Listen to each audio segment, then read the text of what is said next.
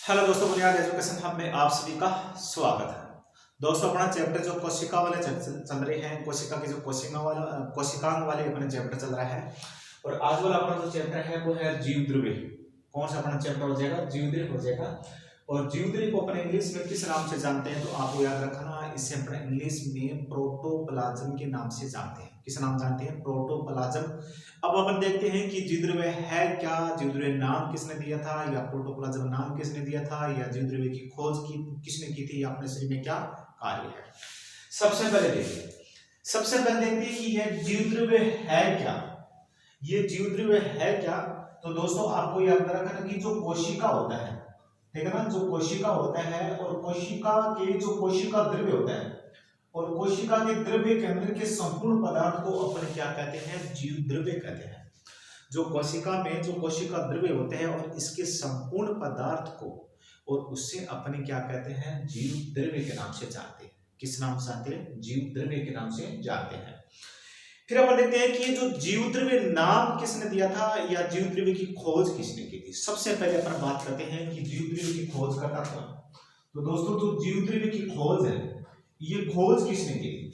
तो आपको याद रखना कि जो जीव द्रव्य की जो खोज करता है वो है डुजार्डिन। क्या नाम है? डुजार्डिन। ये जो डुजार्डिन नामक वैज्ञानिक है, और इस वैज्ञानिक ने क्या की थी? जीव द्रव्य की खोज की थी, या प्रोटोप्लाज्म की खोज की थी। अब ये जो प्रोटोप्लाज्म नाम किसने दिया था, या जीवद्रव्य नाम किसने दिया था, इसमें देखते हैं कि ये जीवद्रव्य नाम किसने दिया था। दोस्तों, इसके बारे में आप याद रखना, ये नाम दिया था पुरकिंजे ने। किसने दिया था? पुरकिंजे। और पुरकिंजे नामक वैज्ञानिक था, और उसने क्या दिया था? ये जीवद्रव्य नाम दिया था, या इसे सर्वप्रथम इसे क्या कहा था? तो सर्वप्रथम इसे प्रोटोप्लाज्म क्या था, क्या कहा था? तो आपको याद रखना, प्रोटोप्लाज्म कहा था। मतलब पुरकिंजे ने ही सर्वप्रथम इसे प्रोटोप्लाज्म के नाम से संबोधित किया था, या इसे जीवद्रव्य नाम दिया था। तो किसने दिया था? तो आपको याद रखना, पुरकिंजे ने दिया था।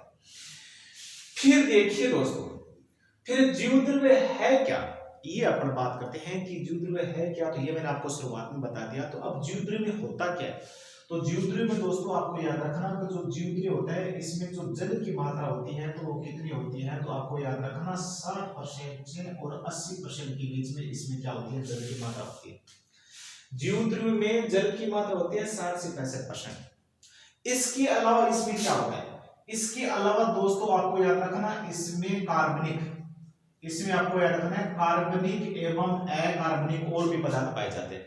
इसमें कार्बनिक और अकार्बनिक पदार्थ भी पाए जाते हैं। इसमें क्या है? कार्बनिक और अकार्बनिक। तो आपको याद रखना है कार्बनिक और अकार्बनिक पदार्थ भी पाया जाता है। तो इसमें सबसे ज्यादा जीवद्रव्य में कौन सा तत्व पाया जाता है? तो आप बता देना कि जीवद्रव्य में जो सबसे ज्यादा पाया जाता है वो ऑक्सीजन तत्व पाया जाता है। आपसे सीधा सा पूछा जाएगा कि जीव द्रव्य में सर्वाधिक मात्रा में कौन सा तत्व पाया जाता है? तो दोस्तों आप बता देना कि इसमें जो तत्व पाया जाता है वो ऑक्सीजन पाया जाता है।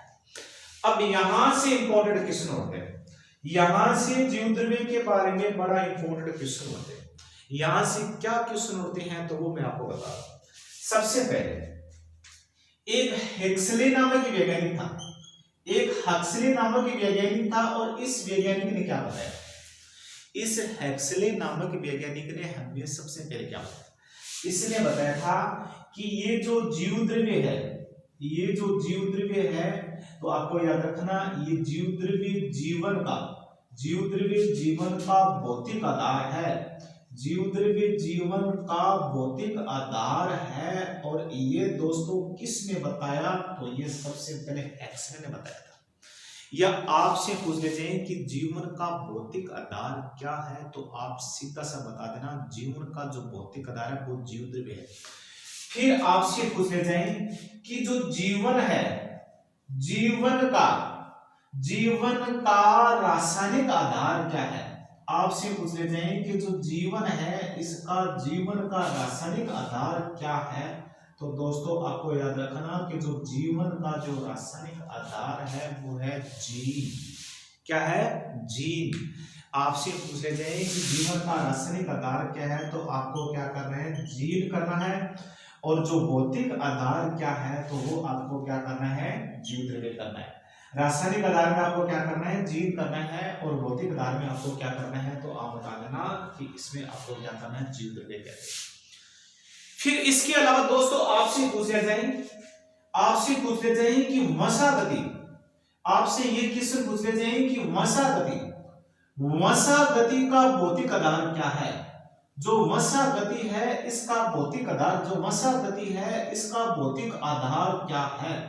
तो दोस्तों जो वसा गति का जो भौतिक आधार होता है तो वो आप सभी को याद होगा, वो होता है गुणसूत्र, क्रोमोसोम गुणसूत्र। तो आपको याद रखना कि जो गुणसूत्र होते हैं, जो क्रोमोसोम होते हैं, और वो क्या होते हैं, अपने वसा गति के भौतिक आधार होते हैं। दोस्तों ये क्वेश्चन वेरी इंपॉर्टेंट क्वेश्चन है और हर कंपटीशन में यहाँ से क्वेश्चन पूछे जाते हैं। एसएससी है या रेलवे है या राजस्थान पुलिस है या दिल्ली पुलिस है या आर्मी है या सीआरपीएफ है या जो रीट है, हर कंपटीशन के अंदर यहाँ से क्वेश्चन पूछे जाते हैं। दोस्तों वेरी इंपॉर्टेंट चैप्टर था। अब मैं आगे से बता रहा हूँ कि ये जीव द्रव्य के दो भाग होते हैं। दोस्तों जीव द्रव्य कितने भाग होते हैं, तो आपको याद रखना इस जीव द्रव्य के भाग होते हैं दो। कितने भाग होते हैं, दो। एक नंबर क्या हो जाएगा, एक नंबर हो जाएगा कोशिका द्रव्य, एक नंबर क्या हो जाएगा, कोशिका द्रव्य, ठीक है। और दो नंबर क्या हो जाएगा, दो नंबर हो जाएगा केंद्रक द्रव्य। दो नंबर क्या हो जाएगा, तो दो नंबर हो जाएगा, तो आपको याद रखना दो नंबर हो जाएगा केंद्रक द्रव्य और एक नंबर हो जाएगा कोशिका द्रव्य।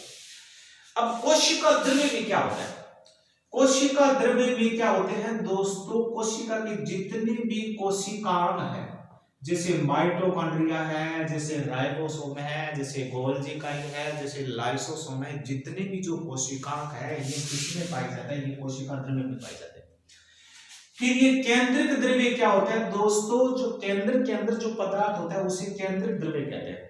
और केंद्रक द्रव्य में क्या होता है, तो आपको याद रखना डीएनए और आरएनए होता है। केंद्रक द्रव्य में क्या होता है, डीएनए और आरएनए होता है। दोस्तों अपने कोशिका का जो भाग है केंद्रक, इसमें डीएनए पाया जाता है। इसकी केंद्र के अलावा आपको याद रखना माइटोकॉन्ड्रिया और हरित लघु में भी डीएनए पाए जाते हैं। सिर्फ कोशिका के 3 ही कोशिकाएं हैं जिसमें डीएनए पाया जाता है, लेकिन सबसे जो महत्वपूर्ण जो डीएनए पाया जाता है वो किस में पाया जाता है, केंद्र में पाया जाता है, जो अपने शरीर का मुख्य आनुवंशिक पदार्थ है। अपने शरीर का मुख्य क्या आनुवंशिक पदार्थ है वो केंद्रक में पाया जाता है। ये था दोस्तों अपना जो चैप्टर था जीव द्रव्य वाला था, प्रोटोप्लाज्म था। और आप इसका स्क्रीनशॉट लेना जरूर, वेरी इंपॉर्टेंट क्वेश्चन है। और आपसे याद रखना यहाँ से हर बार कंपटीशन में क्वेश्चन पूछा जा रहा है। दोस्तों ये जो कंटेंट है या वो टॉप कंटेंट है, एनसीईआरटी आधारित कंटेंट है, और इनसे मेरा दावा है आपसे कि एक भी क्वेश्चन बाहर नहीं जाएगा। और दोस्तों वीडियो अगर अच्छा लगे तो लाइक शेयर सब्सक्राइब जरूर करना और अपने दोस्तों को ज्यादा से ज्यादा शेयर करना। जय हिंद, जय भारत।